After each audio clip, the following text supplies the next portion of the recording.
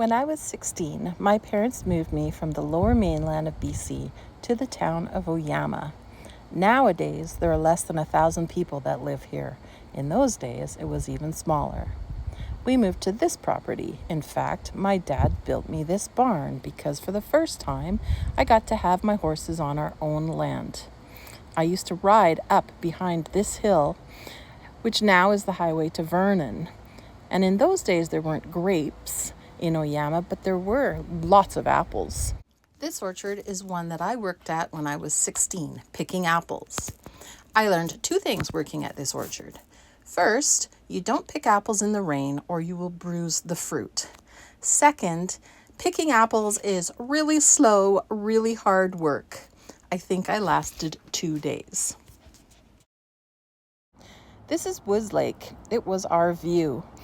And as much as I arrived kicking and screaming, one summer of walking down the hill to the lake and picking the fruit in my own backyard, and I was converted. Still, Oyama is a town of orchards and farms and not much else. It was even smaller back in those days, and it was a definite culture shock. When I first moved to Oyama when I was 16 years old, there was a gas station, which is now where this convenience store is located. There was the fire hall, which still remains, the community hall, and an elementary school that I was too old for. The lakes are connected by this man-made channel where I once got my boat stuck when it bottomed out at the end of the summer. We all had to get out and push. On the other side of town is Kalamalka Lake. Kalamalka means lake of many colors. It goes this beautiful jade green because of the mineral content in the lake.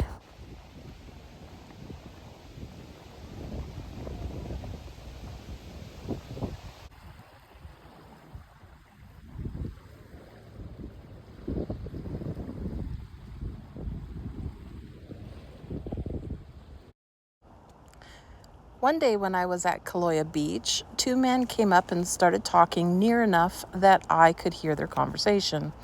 One of the men was telling the story that he and his wife had at one time owned the land that the beach is now located on.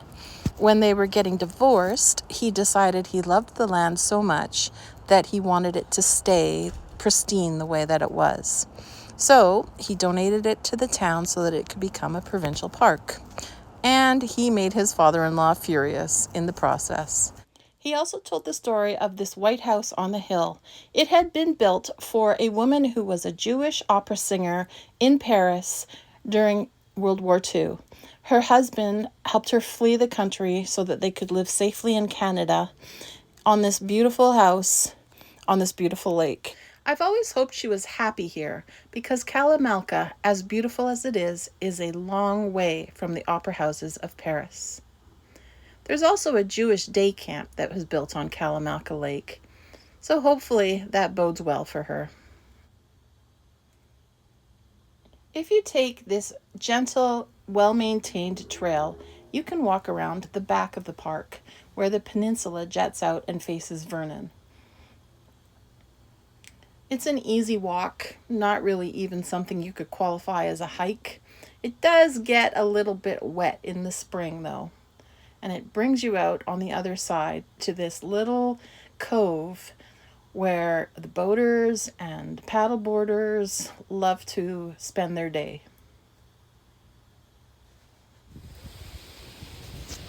My sister and I were a pair of those paddleboarders one day.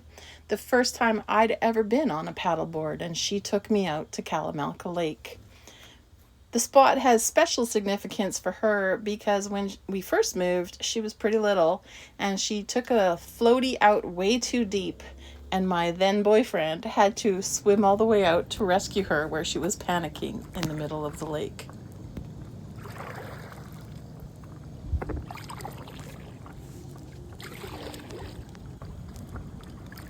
I hope you've enjoyed coming along on this sentimental journey to Oyama, BC, and I highly recommend it as a stop anytime you're in the Okanagan.